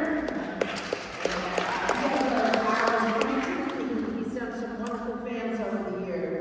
Also, thank members for November 6th, Lewis Latimer House, Bob Gelber, Susan Birnbaum, 42nd Street from West to East with Richard Soden, Encore fan, very popular fan, Fire Academy Tour, Randall's Island, Lee Howley, family in the Trevor Museum, helped by, I guess, the Ministry Relations, Jackson Heights Today with Steve Clopper, and tour of the Brooklyn Seltzer Museum. Boy, that was amazing. I remember that. And coming up, we always have these traditions every year, and Jeremy Wilcox is going to be doing Diver Lights Fan Tour, and holiday tradition. Don't miss it. It's wonderful. Another fan coming up is Solstice in Brooklyn Heights with Mark Capitano. And we have many more to be announced. Just one more thing. So if you missed any kind of a meeting or a webinar, we have a digital library and it's accessible to members. That's one of the benefits of membership on our website. And I think we're taping this meeting, so if for some reason you have a friend who's a GANYC member who's missed it, they can always log in. Cancellation for fans must be made at least 48 hours before the fan is due to start. In other words, it's 9 o'clock fan, 2 days before 9 o'clock. If you don't cancel, you will be charged. If you're having trouble canceling yourself, IT@GANYC.org will be happy to help you. And we always thank IT for helping us in all kinds of things. We have Zoho now, and IT's doing that. So our next education meeting is going to be Wednesday, it's the third week of every month. It's on Zoom at 6 p.m. So, and that'll be December 18th. So join us. Thank you, Nina. Any questions for Nina? Okay, next up is Government Relations with Patrick Casey. Patrick, come on down. All right, everybody. Happy holidays to you. Good evening. I wish you all want to be at Rockefeller Center right now. With a group of 50. All right. So, members of the GANYC Government Relations Committee will be meeting with the Director of Legislative Affairs for the Department of Consumer and Worker Protection about needed rewrites and updates to the administrative code, New York City Administrative Code, that governs the sightseeing guides in New York City. This is a code that really hasn't been rewritten or adjusted since 1938. A few of the things you're going to be taking on right away. Right off the bat, they exempt tour boat guides from being licensed. We're going to advocate that they be licensed. Elimination of the $1 per day per session. That is part of New York City law. If you're charging more than $1 a day per session, you're a criminal. You're a criminal. You are a criminal for a number of other reasons. My brother's a parole officer, we'll take care of you. There's a badge requirement, we're going to get that eliminated, of course, because DCWP has not, nobody can remember when they last issued badges. What we're actually going to advocate, what many of you do already, is the conspicuous wearing of your license. Now that is, of course, going to raise the visibility of sightseeing guiding as a licensed activity in the city of New York. It's good for a professional appearance, it's good for tourism in the city. And it's the first step in expanding the branding of GANYC. Yes, Jonathan, I'm looking at you. There's a ridiculous clause about you're not allowed to take your guests to houses of ill repute, and similar antiquated language. We're going to advocate that this be replaced with don't engage in any activities that are illegal. It's really simple. Elimination of the prohibition against doing business with unlicensed guides. The fact is, not every municipality or county or state licenses guides. Can't a guide coming from out of town hand off his group to you? If you do it today, you've broken the law. It's ridiculous. We're going to ask them to remove it. And what I've done is I put on the GANYC members page a link to the code. I put it up on Sunday, I put it up again just while this meeting was going on. If you have any further suggestions, email me. The meeting's not set yet. Our subcommittee working on these changes just finished it. I'm preparing the presentation now, and we'll make that appointment. So email me if you have anything to say about additional changes. There's an interesting thing that did happen. Many of you saw the New York Times piece by a newly minted guide, for lack of a better word, and in it she clearly poo-pooed the test. I also got a call from the legislative director of DCWP just a couple of days before that article appeared. So when she called me, there was a brief conversation about the license and the test for the license. We've been aware in this community, we know that test needs to be done again.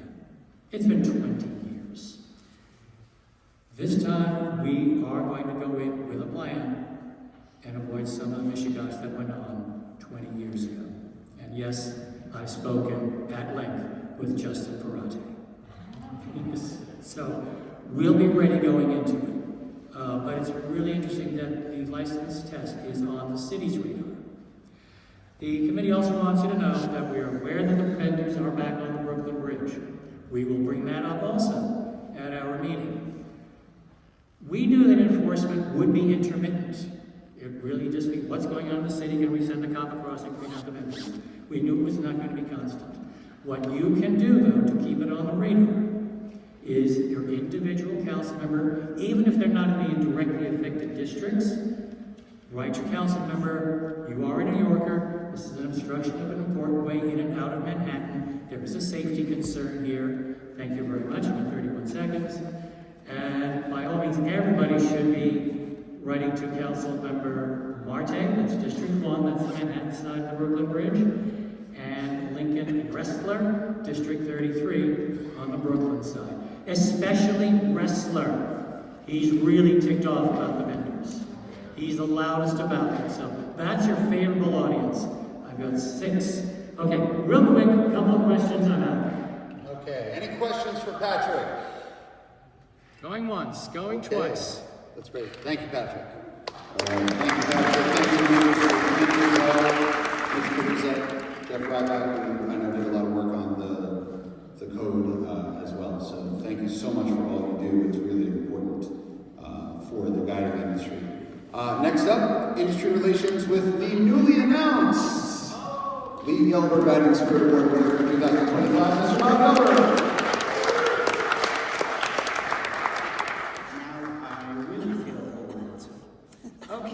So first of all, thank you all for coming tonight. I just wanted to let you know that tonight is the highest number of registrations for a GANYC meeting since before COVID.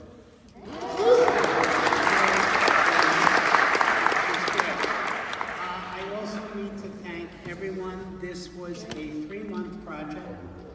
3-month project to get everyone here. It started with Mel Wasserman, and thank you, Mel, for your pre-meeting talk. Mel is also a docent now at the 9/11 Memorial Museum and on a visit with other docents to this church. After the visit, he went over to Andrew and said, "I'm from GANYC. Do you let people have meetings here?" And Mel helped us arrange all of this, and then we had a meeting. I want to thank Andrew so much for his graciousness and allowing us to be in this beautiful place, which we were hoping we would get here eventually, and his guests, which is wonderful. And I'm thrilled that Joe Svehlak was able to come tonight. I kept calling him and hoping he would be well enough to introduce our guest speaker, Linda Jacobs, because they're really close friends. So everything came together, and I'm really happy about that. So the only thing I want to add is recently a couple of GANYC members have approached me and asked what's happening with the ban on giving tours, guides giving tours at the Museum of Natural History. Well, I spoke with our contact at the museum on November 21, and he assured me that there is a discussion going on. They're close to making a statement. We will be notified by the end of the year. And I just wanted to really make certain that you guys didn't think that we had forgotten about all of this that was going on. Because I have been in touch with our contact there, and there are times when he's just said, it's not a good time to talk, but I promise I'll call you. So he called me up a few weeks ago, and we're hoping that once they make the decision, Mike and I once had a meeting there with those people, and that they would invite GANYC to take part in whatever is going to happen there. And then finally, we have 3 new industry partner applications that you will be getting ballots within the next few days online to vote. And I understand the Empire State Building will also be filing an application as well. And Jeremy just gave me another application. So we're going to have 5 new industry partner applications, most likely. One last thing. Harvey Davidson has proposed a policy to allow retired guides who no longer tour and will not be renewing their licenses to continue to have some kind of membership in the Guides Association. They would still like to take part in our events and fans. All of this is going to be decided by the board, and when they make that decision, all of you will know what's going on. Anyway, Tony, quick question. Are you going to talk about the post-holiday party? I was going to mention it, yes. Okay, good. Then you do it.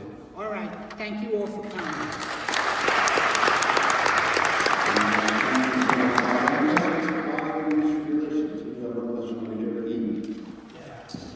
Hi, Andrew Veniopoulos. Has there been any discussion yet about whether or not the provisional membership is going to be abolished? Yep. That's going to be discussed a little bit later. That's not really industry relations purview, but it's coming up a little bit later. That's great. Okay, so moving right along, our next committee presentation, Public Relations Committee with Jeremy Wilcox. So I know we're pressed for time, so I'll stick to script. Thank you, Gary. So the PR committee recently welcomed our new board liaison, Michaela Fagan. The committee had a productive Zoom meeting on the 12th of last month with her and Maggie Brenner. Maggie, are you still here somewhere in the room? Somewhere. And so we are going to continue to work on the committee of a revamped version of the old press kit. The one we've been working off was created by Michael many years ago, and it's very, very out of date. So what we have, our goal is to have a new one completed by the end of the first quarter of next year, ahead of the NYC 400 initiatives. We've also been working with the board on approving a pilot version of adding a Discord channel for some GANYC member discussions, which is being led by member Jason Platzman. The idea of this was to provide a Facebook alternative to younger members who may not use the Facebook platform, pending feedback. this sort of pilot program is just about to launch. And finally, last year, GANYC added a new social media presence on Threads, which is the sort of Twitter alternative that was launched by Meta and Instagram. This month, we've also added an account on the Blue Sky social media platform, so you can find us on there if you are on that platform. My goal with the committee is to continue to make sure that we are present on as many social media platforms as makes sense for our association to ensure maximum exposure. Finally, I just want to say that our committee looks forward to working with the board and all the other GANYC committees over the course of 2025 to help keep promoting GANYC's great work, including special initiatives like the Apple Awards and the NYC 400. So, thank you. Any questions for Jeremy? Okay, thank you, everybody. Great. Actually, Tony, hang on. There's someone before you. Nope, there's someone I'm before sorry. you. Yeah. Okay. Okay. Okay, so next up, my friends, this was one of the additions we made. First of all, thank you, Jeremy. Thank you so much for the association. It is so much appreciated. We wouldn't be able to be what we are without your efforts for public relations. So next up, we have a brand new chair of our multilingual guides committee. This committee's been dormant for a little while, but one of our newer members has stepped up and he asked for a moment to address the meeting today. So my friends, please give a round of applause to Ronald Rodendijk.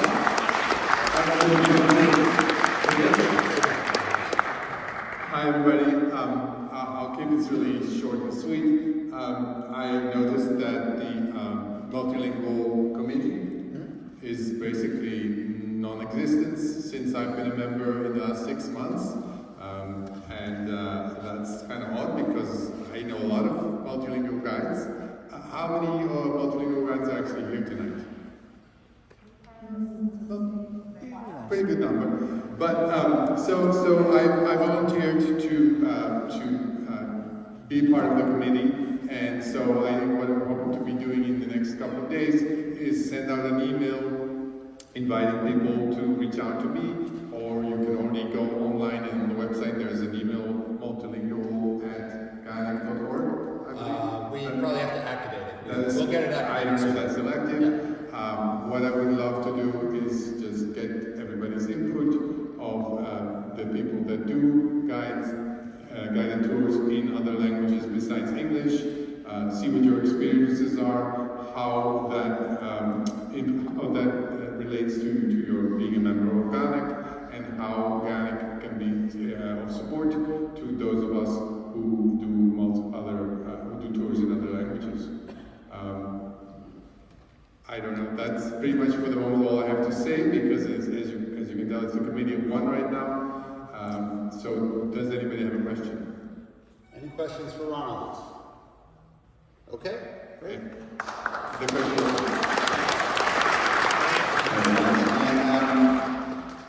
is, Ronald's coming into kind of a nice situation because since the committee's been dormant for a while, it's a blank slate. You can kind of do whatever you want, which is great. But obviously, GANYC's roots are as the Multilingual Guides Association of New York City. So it's really important that we get an active multilingual guides committee up and running. So Ronald, thank you so much for volunteering, and we'll certainly support you in any way that we can from the board level and everywhere else. So, last committee report, we're going to turn it over to Tony DeSante for the membership committee. I think this is a little impromptu. Go ahead, Tony.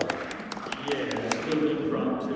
First of all, one thing we like to do is recognize new members. Anybody that's joined within the past, let's say, 6 months, stand up and say hello. All right, welcome to new members.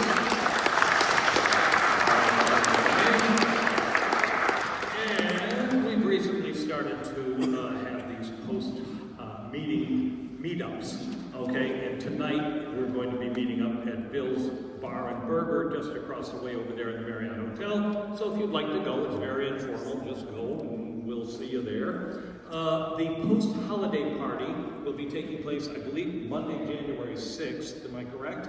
Yes. And that's going to be at the Hard Rock.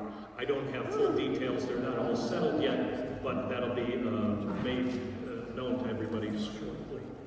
Okay. Yes, what I love most about GANYC is the community of guides. That's what I really promote, and that's what I feel the best about. So, fellow guides, all your friends, fellow guides that are not GANYC members, please take a little time, try and encourage them to do so. Like I work for Experience First, we have a community email system, and every once in a while I put a little something up there and try and encourage people. So if you can possibly do something like that, please do. Okay, and I think that's all the notes that I have for tonight. Okay, any questions? Any questions for Tony? Yes. Yes, Cindy. Stand up, please. Sex membership or recommending people. When will the decision be made to get rid of provision? That is on the agenda. It's coming up. Right. Oh, it's coming up next time? It's on the agenda for this meeting. If you look at the agenda, we're getting to it. Yes. Okay. Anybody else for Tony? Okay, great. Okay, thank you. Thank you so much, Tony. And as soon as all the details are settled, we will send out email blasts for registration for the post-holiday party. We're all just too busy this time of year to have a party in December. Hopefully you're all working really hard. So we traditionally have this party in January. There will be a small fee. It is not for free. We usually offer it for free when we can. But please consider coming. It's always a lot of fun. We haven't had one in a couple of years because we're the 50th anniversary party. So.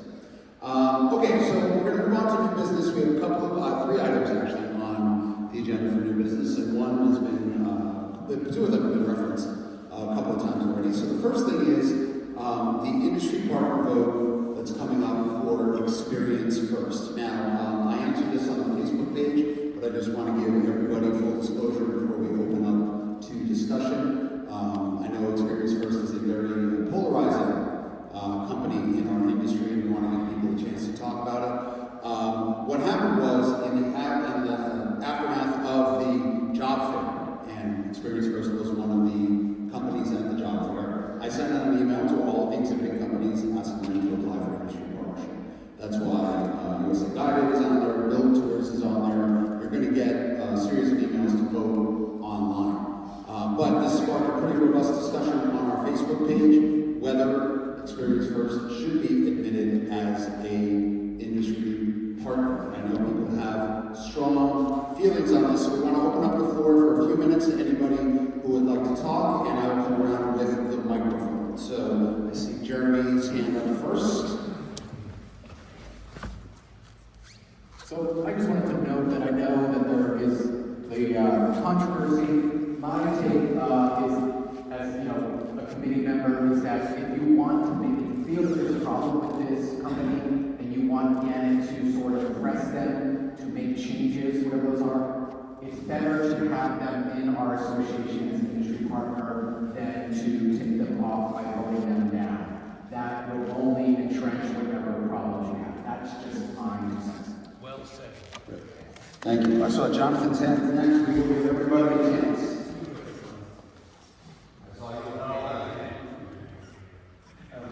I support what Jeremy said. It's important for us to develop a relationship with this company. It's easier for us to talk with them inside our tent. I mean, honestly, if any of us think that by us rejecting them, they're going to suddenly pack up and leave New York City, you know, that's a realistic expectation.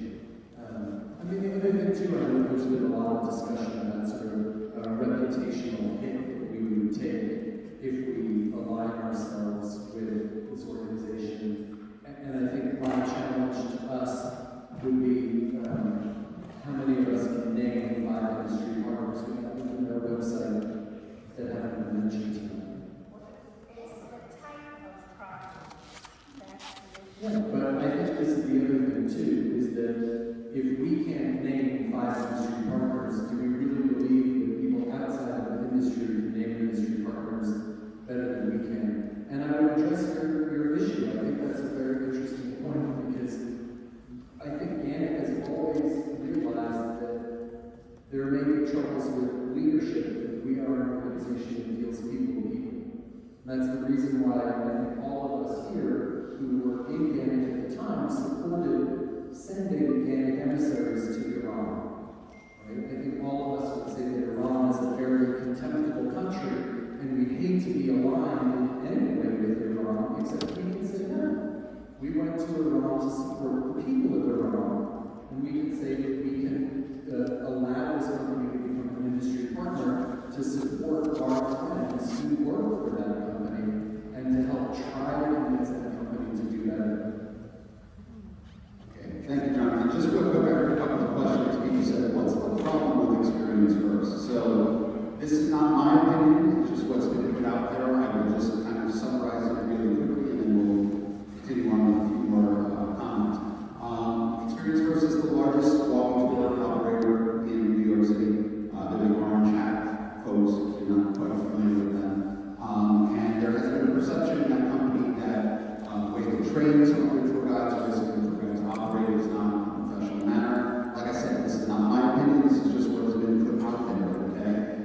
Some people think that they were one of the reasons why guides were banned from giving tours inside the museum at Ellis Island and the Statue of Liberty. Again, I'm not saying yes or no, it's just what's been put out there. So that's why this, as opposed to other companies, has engendered some controversy, why it's important for us to talk about it before we have this vote, okay?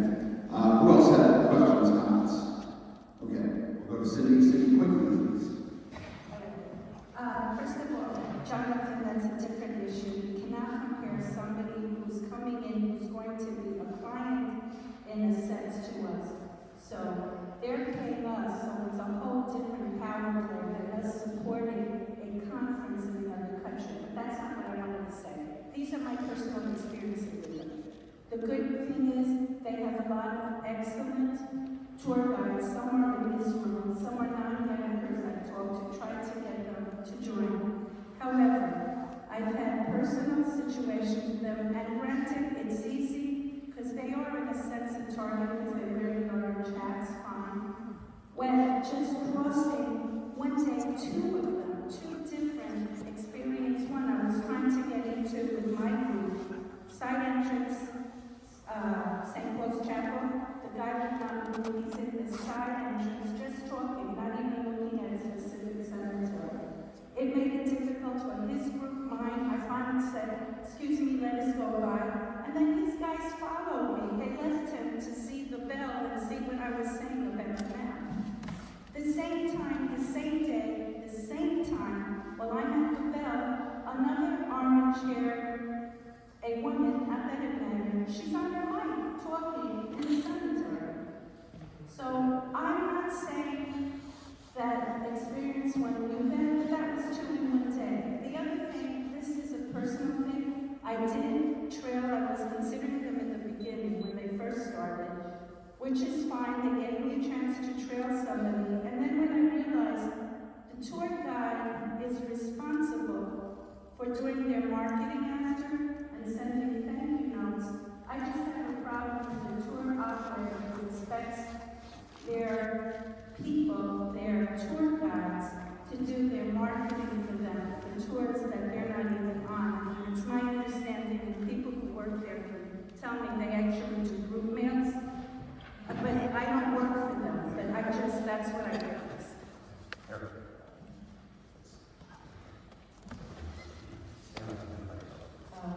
I'm Brian. So what is the benefit of organization being a partner with us, and what is the benefit? What's benefit for them? Because this is kind of new to me, whether it's experience or somebody else.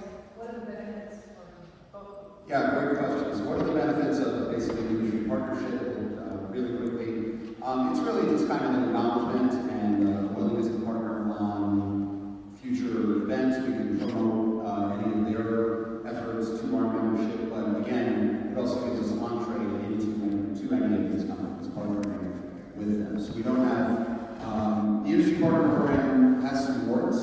I don't think there's anything speaking out of school with that. It's something that I've already talked to Bob as chair that we're going to look at in the coming year, kind of revising and making it a bit more of a robust program. But we exchange links for websites. We send them our logo, we put their logo on our website. Do they get a big benefit, or just sort of like that? I mean, at this point, it's really just acknowledgement. And they have the ability, any industry partner can come and address a meeting once a year. And we will also share any not any, but some of the city visit at DPR, just something they want to share with the members. Right. I'm sorry. So I understand the lighting department, like Empire State Building, or place for take-back clients, but what's the benefit of Well, that's a different question entirely. We do have tour operators who are already industry partners, so basically there are no limits at the moment on who can apply to be an industry partner. I will tell you, it's my personal opinion that I don't think it's a good idea for tour operators to be industry partners.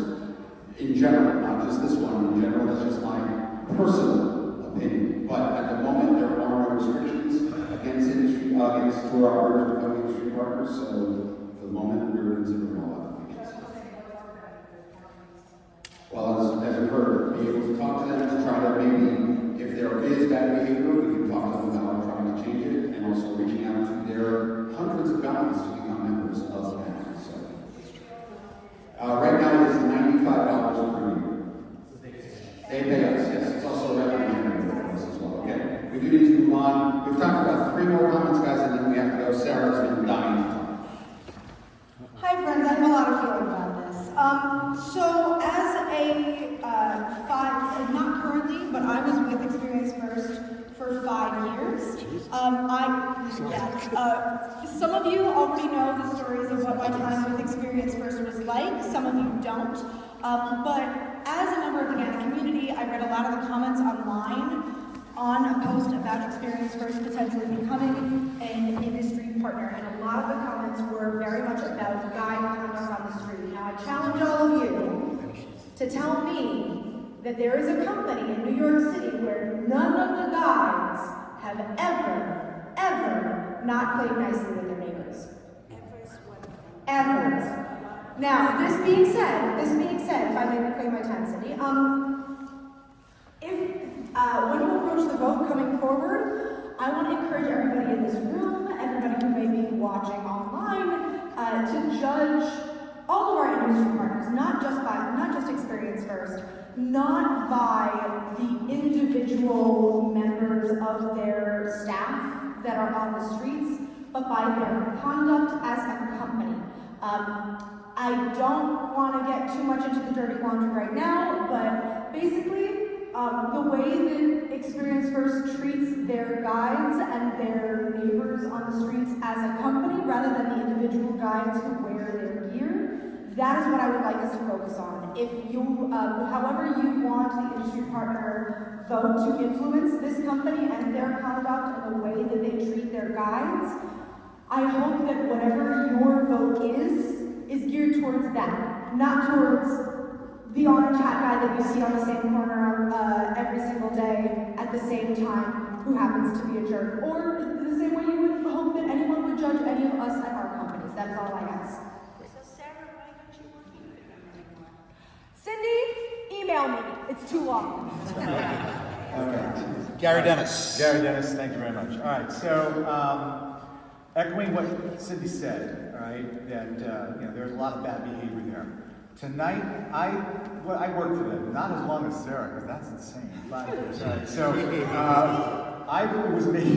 I'm the woman with the red. Yeah. All right. Anyway, I worked for them, and we used to get these monthly emails from their. I forget what this position was, but it was a guy named Tom, and they were rather condescending, and it was rather pitting guides against each other. Look who got more emails. We were supposed to collect emails, which is something I refuse to do because I'm just you're just going to get junk email from them, and it's kind of creepy, right?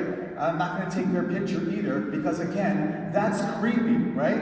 Who the hell are you? Like, I'm sorry, but if Andy Cedar came up to me and said, "I want to take a picture," I'd say, "Oh, great, get the hell out of here, Santa Claus." But seriously, there's a lot of guys out there. I don't want my image in their phone, right? So it's putting the customer in a bad place. But they pitch you against each other.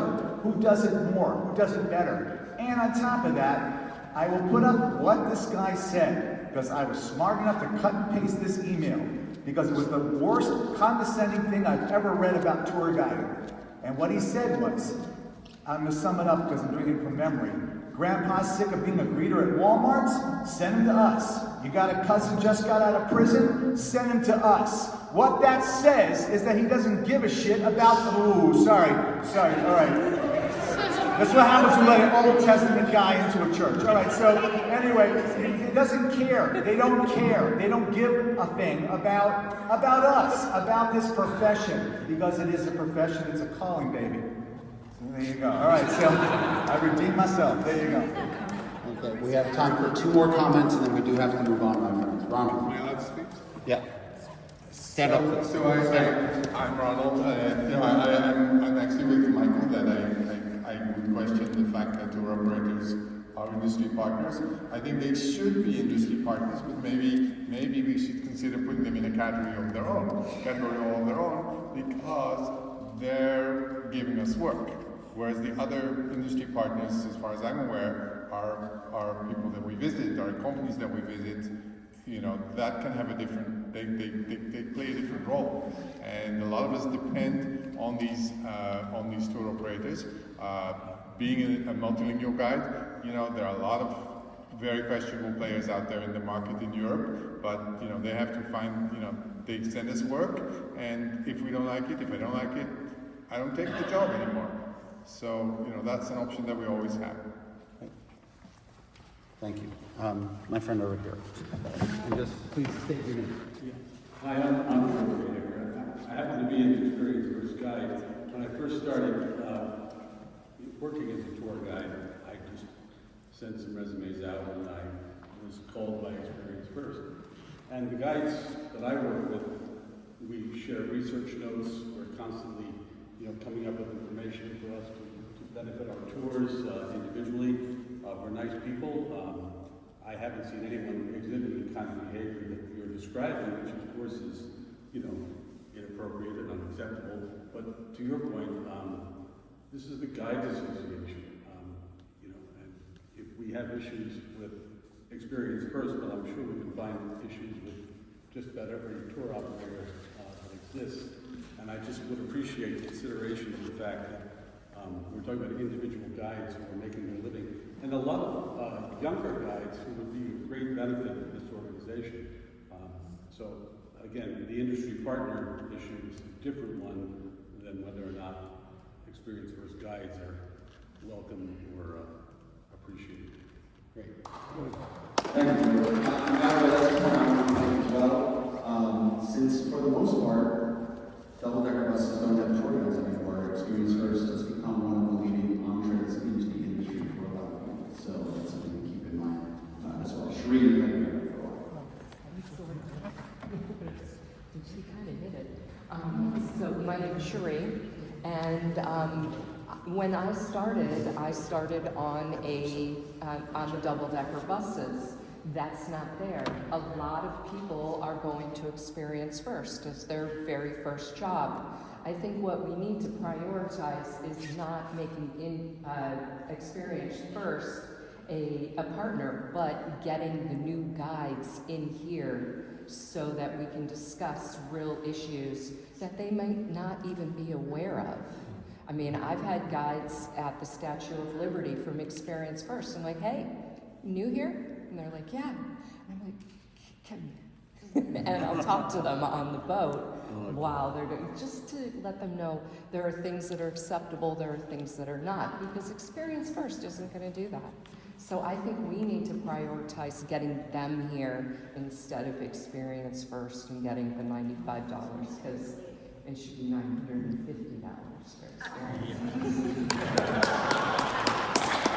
All right, we have time for one more comment. All right, Anina, you already spoke, so I'm going to give it to Patrick. Now, I have to put you on the spot a little bit, Michael and Jonathan, just because an argument before bringing them in is having dialogue.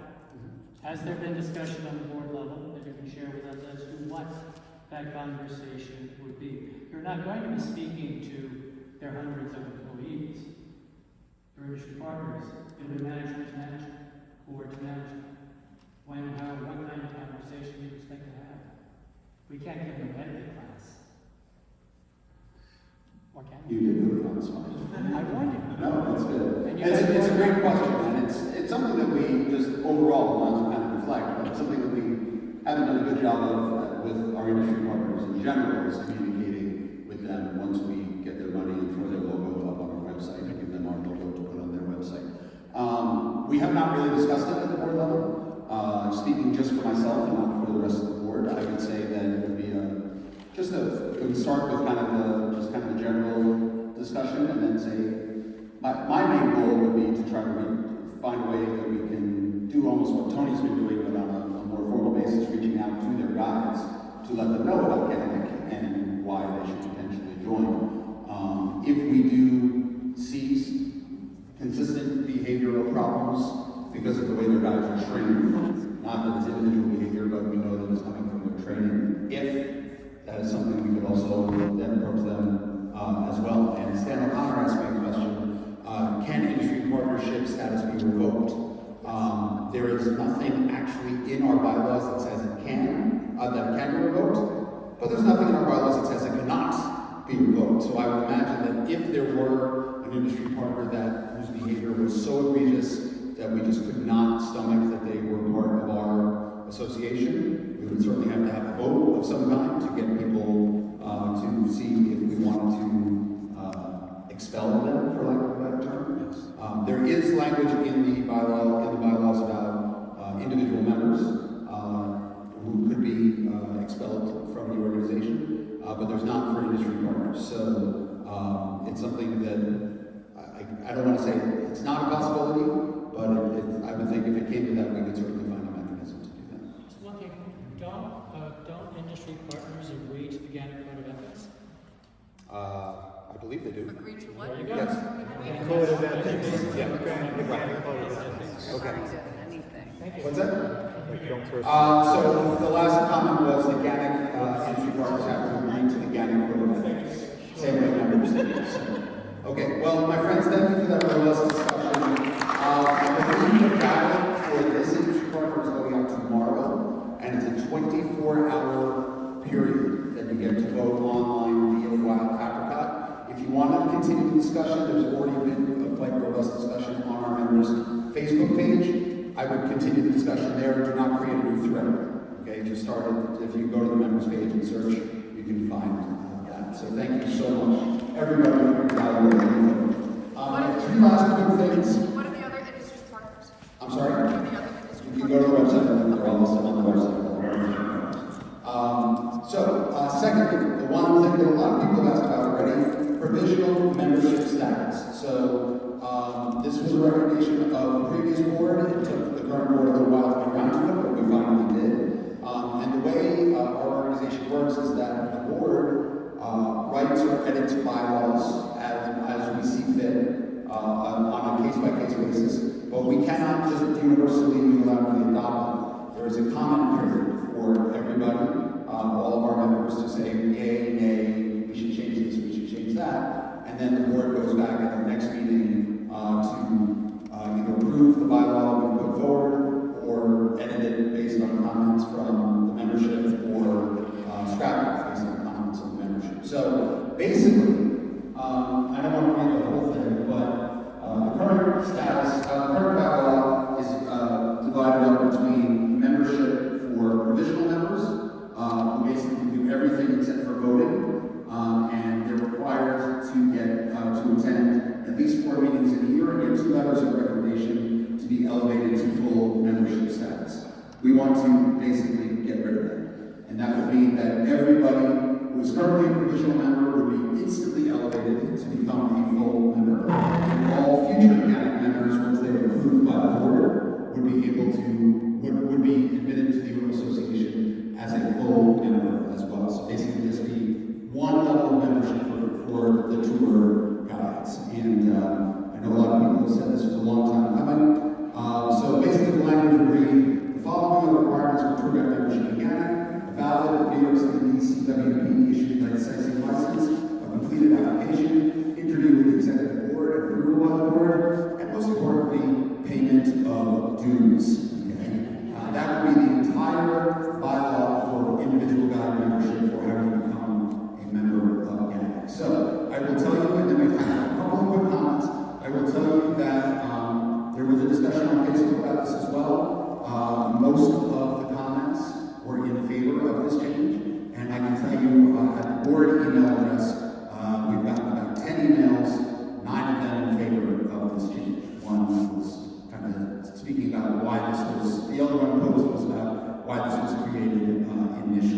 So happy to turn it over for a couple of quick comments, but we do have to make this really quick. Jeremy.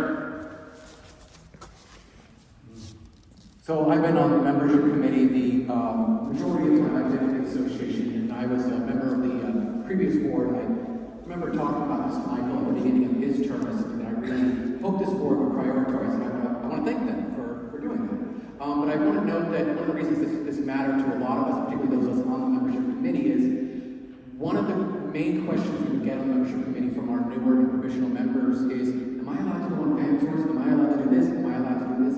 It was needlessly confusing and divisive. They also asked, like, hey, I've been a member for a year now.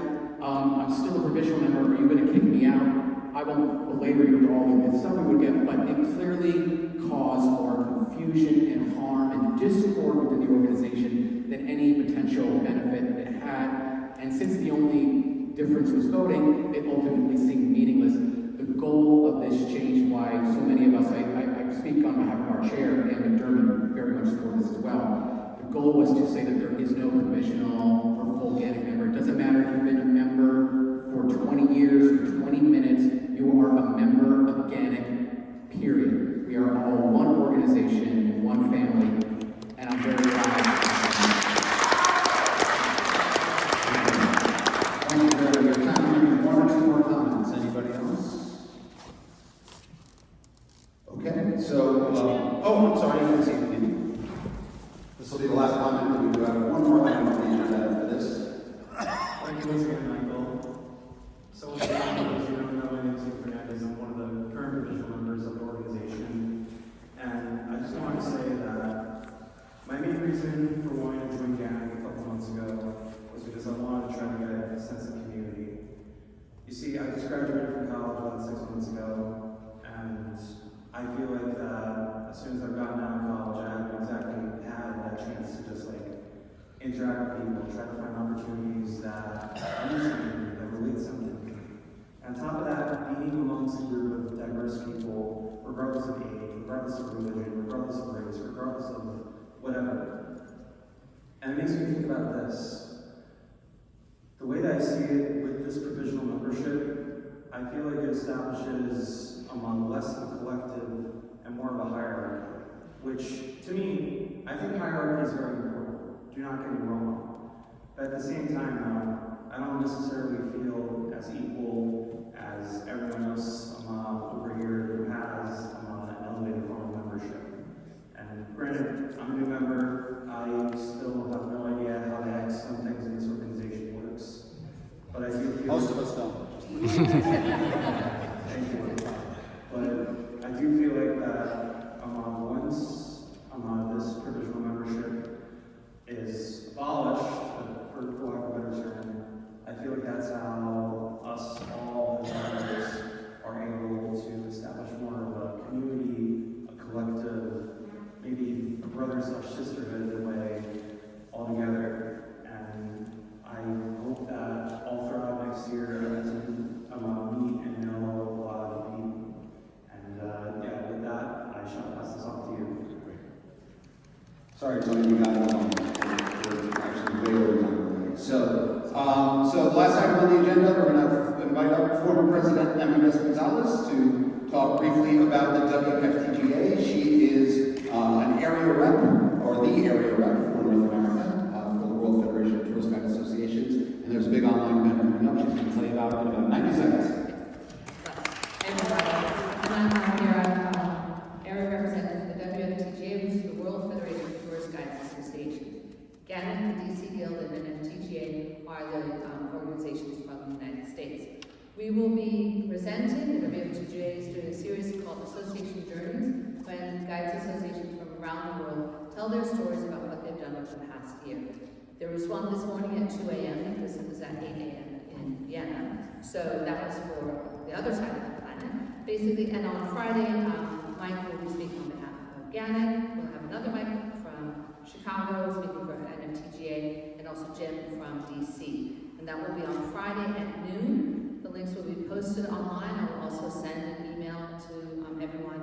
And they will be recorded, so you can watch it on the WFTGA YouTube page. So there'll be another one next week as well with the final group So just keep an eye on the WFTJ, and it's great because we're also part of an international community.